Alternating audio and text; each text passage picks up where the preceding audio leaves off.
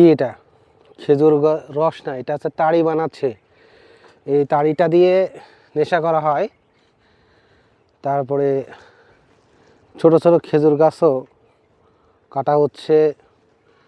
ওই যে উপরে আপনারা দেখতে পাচ্ছেন সাদা সাদা জাতীয় এক প্রকারের কি খেজুর রস তো সাদা হয় না, তবে ওটা তাড়ি, ঠিক আছে।